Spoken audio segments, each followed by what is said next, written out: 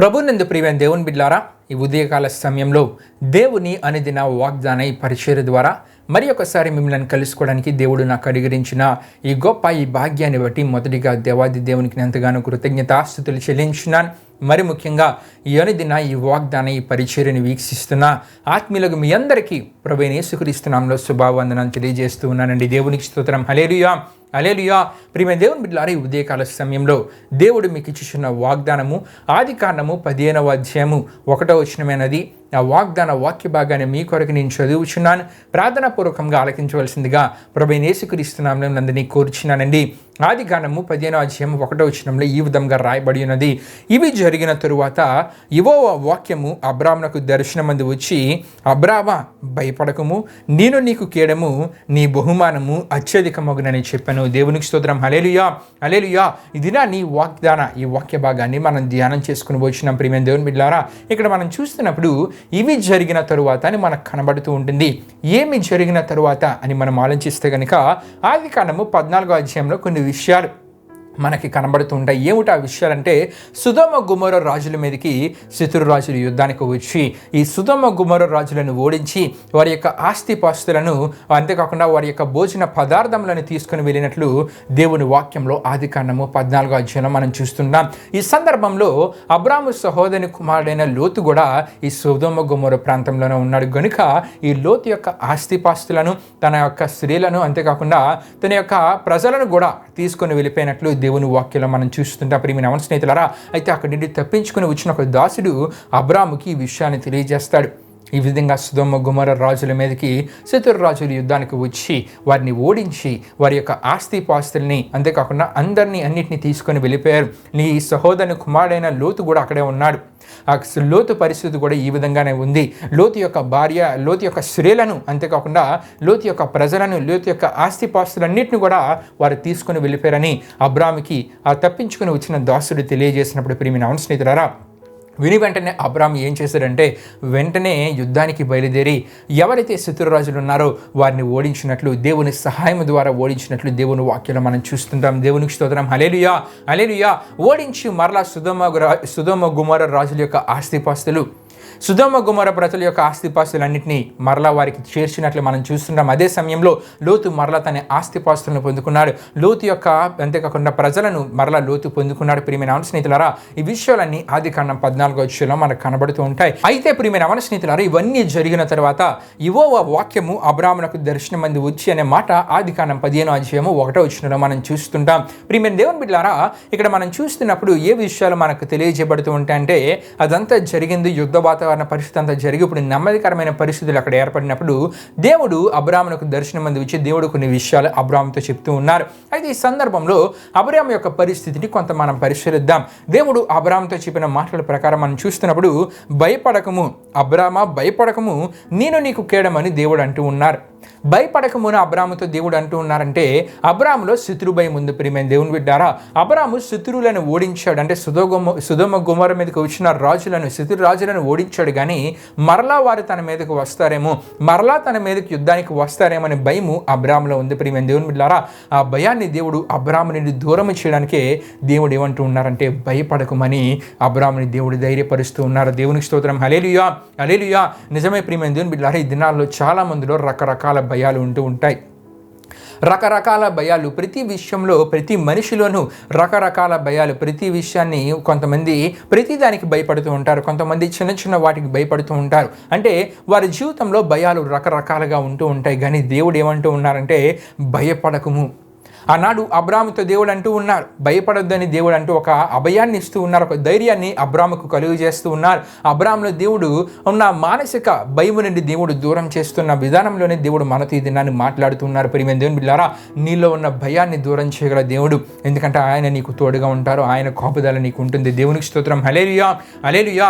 అబ్రామా భయపడకము, నేను నీకు కేడమని దేవుడు అంటూ ఉన్నారు. ప్రియమైన దేవుని బిడ్డలారా, మనం చూస్తున్నప్పుడు కేడం అంటే ప్రియమైన దేవుని బిడ్డలారా ఆయన కాపు కాపుదల, ఆయన భద్రత ఆనాడు అబ్రాముకి, అంతేకాకుండా లోతుకి, వారి యొక్క సమస్తానికి దేవుడు ఉంచుతానని, ఆయనే కాపుదలగా ఉంటానని, ఆయనే భద్రతగా ఉంటానని ఒక మానసిక ధైర్యాన్ని దేవుడు అబ్రాముకు కలుగు చేస్తూ ఉన్నారు. దేవునికి స్తోత్రం. హల్లెలూయా, హల్లెలూయా.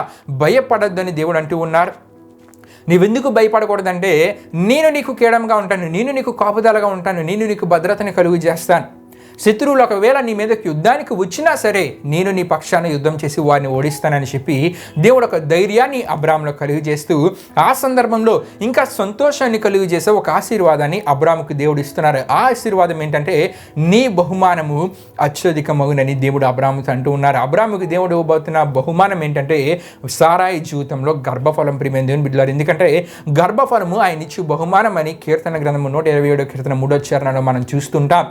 గర్భఫలం ఆయన ఇచ్చు బహుమానం, నీ బహుమానం అత్యధికమవునని దేవుడు అబ్రాముతో అంటూ ఉన్నారంటే దేవుడు తనకు ఇవ్వబోతున్న సంతానాన్ని అత్యధికంగా ఆశీర్వదిస్తానని ఒక సంతోషకరమైన ఒక అద్భుతమైన వాగ్దానాన్ని ఆ సందర్భంలో దేవుడు అబ్రాముకి ఇస్తూ ఉన్నారు. నీ సంతానాన్ని అత్యధికంగా నేను ఆశీర్వదిస్తాను. మొదట అబ్రాములో ధైర్యాన్ని కలుగు చేశారు. రెండవదిగా అబ్రాములో నా భయము దూరమయ్యేలా నేను నీకు తోడుగా కాపుదలగా ఉంటానన్నారు. మూడవదిగా ఒక సంతోషకరమైన ఆశీర్వాదాన్ని, నీ సంతానాన్ని నేను అత్యధికంగా ఆశీర్వదిస్తానని ఒక సంతోషకరమైన ఆశీర్వాదాన్ని దేవుడు అబ్రాముకి ఇస్తున్నట్లు మనం చూస్తున్నాం. దేవునికి స్తోత్రం. హల్లెలూయా, హల్లెలూయా. ఆనాడు అబ్రాముకే కాదు ప్రియమైన దేవుని బిడ్డలారా, ఈ దినాన్ని ఈ మాటలు వింటున్న మీ జీవితాలలో కూడా ఈ వాగ్దానాలని దేవుడు ఇవ్వడానికి సిద్ధంగా ఉన్నారు. దేవుడు ఈ వాగ్దానాలను నెరవేర్చడానికి కూడా సిద్ధంగా ఉన్నారు. మనం దేవుడు కోరే ఆత్మీయతని కలిగినప్పుడు మనలో ఉన్న రకరకాల భయాల నుండి ప్రియమైన దేవుని బిడ్డలారా వాటి నుండి మనల్ని దూరం చేయగల దేవుడు ఆయనే. భయపడకమని ఆ దినాన్ని అబ్రాముని ధైర్యపరిచిన దేవుడు ఈ దినాన్ని వాగ్దానాన్ని వింటున్న మీ జీవితాల్లో కూడా దేని విషయంలో మీరు భయపడద్దని ఒక ధైర్యాన్ని ఈ వాగ్దానం ద్వారా దేవుడు మనకు తెలియజేస్తూ ఉన్నారు. భయపడద్దు, ఎందుకంటే నేను నీకు కేడం అంటే నీకు కాపుదలగా నేను ఉంటాను, నేను భద్రతని కలుగు చేస్తాను, కాబట్టి దేని విషయంలో నీవు భయపడద్దు అని దేవుడు ధైర్యాన్ని ఇవ్వడమే కాకుండా ఇక్కడ ఇటువంటి ఆశీర్వాదాన్ని ఇస్తున్నారంటే ఒక సంతోషకరమైన ఆశీర్వాదం. అబ్రాము సంతానాన్ని అత్యధికంగా ఆశీర్వదిస్తానన్న దేవుడు మన జీవితాల్లో నీ బహుమానం అంటే నీకు దేవుడు ఇద్దామనుకుంటున్న ఆశీర్వాదాన్ని నీ జీవితంలో దేవుడు కలుగు చేద్దాం అనుకుంటున్న బహుమానం అంటే అటువంటి ఆశీర్వాదాన్ని అత్యధికముగా ఆశీర్వదిస్తానంటూ ఉన్నారంటే నీకు ఇచ్చే ఆశీర్వాదం నూరంతలుగా ఉంటుంది. అది గొప్ప ఆశీర్వాదం, అది నీ జీవితంలో గొప్ప సంతోషాన్ని కలుగజేసే ఆశీర్వాదాన్ని బహుమానంగా దేవుడు నీ జీవితంలో దయచేస్తానంటూ ఉన్నారు. దేవునికి స్తోత్రం. హల్లెలూయా, హల్లెలూయా. కాబట్టి ప్రియమైన దేవుని బిడ్డలారా, భయం అనేది మన జీవితాల్లో లేకుండా ఆయన తోడు కాపుదల మనం అనుభవించాలన్నా దేవుడు మన జీవితాల్లో కలుగజేస్తానన్న ఆశీర్వాదాలు అత్యధికంగా మన జీవితాల్లో మనం పొందుకోవాలనుకున్న అబ్రాము వంటి ఆత్మీయత మనలో ఉండాలి. అబ్రాము ఆ సమయానికి దేవుని మాట విన్నాడు. దేవుని మాట విని అన్ని విడిచి దేవుడు వెళ్ళమని చోటుకు వెళ్ళాడు. అంటే దేనిని ఆలోచించకుండా దేవుని మాటను విన్నాడు కనుకనే అబ్రాము ఇటువంటి దీవెనల ఆశీర్వాదాలు ఈ వాగ్దానాలు తన జీవితంలో పొందుకున్నాడు. ఆ వాగ్దాన ఆశీర్వాదాలను కూడా అబ్రాము అనుభవించాడు. తన సంతానం కూడా అనుభవించే పరిస్థితిని దేవుడు అబ్రాము ద్వారా వారందరికీ కలుగు చేశారు. కనుక ప్రియమైన దేవుని బిడ్డలారా, మనము దేవుని మాట విన్నప్పుడు ఈ వాగ్దాన ఆశీర్వాదాన్ని మన జీవితాల్లో మనం పొందుకోగలం. భయపడకము, ఎందుకంటే ఆయన తోడు మనకు ఉంటుంది. మీ జీవితాల్లో ఎటువంటి భయం ఉన్నా సరే దాని గురించి మీరు పట్టించుకోకండి, ఎందుకంటే ఆయన తోడు మీకు ఉంది. కాబట్టి ఎటువంటి భయము మీలో ఉన్నా సరే దాని నుండి మిమ్మల్ని దేవుడు దూరం చేయగలడు.